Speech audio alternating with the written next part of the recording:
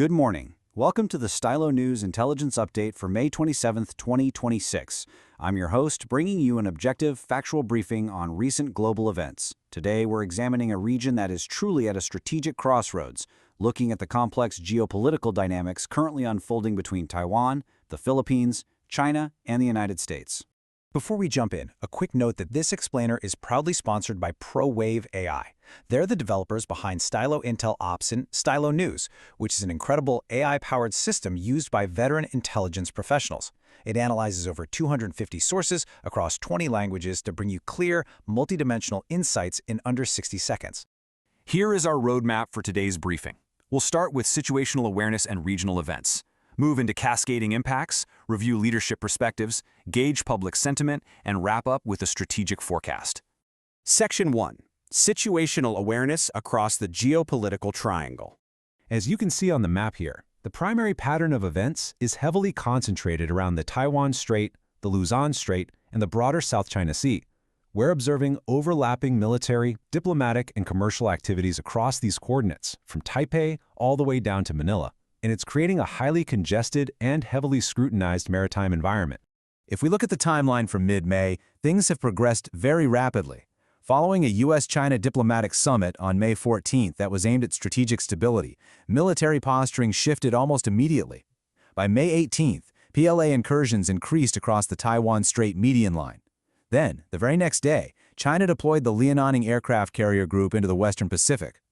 Concurrently, late May features the Balikatan live-fire drills, which involve U.S. and allied forces. Section 2. Cascading geopolitical impacts. These aren't just isolated military maneuvers. They generate what analysts call gray zone pressures that ripple outward across three distinct levels: local, national, and international. We are witnessing effects on everything from local maritime safety to shifts in global strategic architectures. Zooming in on the local level first, communities are dealing with some very tangible disruptions. For instance, the increased presence of Chinese maritime militia has actively disrupted traditional fishing economies near Japan and South Korea. On top of that, Taiwan is currently dealing with extreme heat nearing 40 degrees Celsius and a delayed Miyu monsoon season. That weather pattern is straining local infrastructure, which is further compounded by heightened public security concerns stemming from those recent PLA median line crossings. Zooming out to the national scale, we're observing a historic recalibration of defense postures.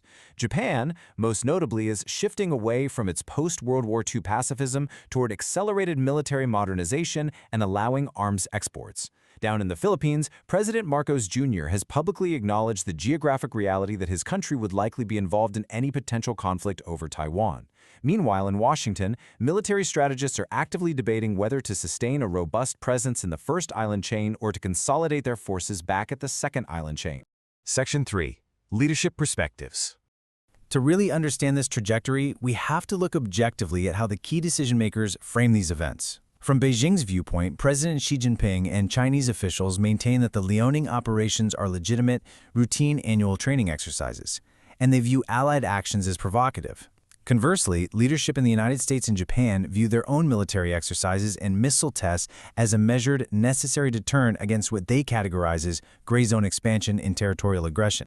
We see a similarly delicate dynamic between the Philippines and Taiwan. Manila is executing a very careful balancing act, seeking to bolster national security through stronger ties with the U.S. and Japan, while simultaneously trying to manage diplomatic engagement with China to prevent outright conflict. Over in Taipei, the government firmly condemns the recent military incursions as a destabilizing threat to regional peace, insisting on their sovereignty while calling for orderly, peaceful cross-strait exchanges.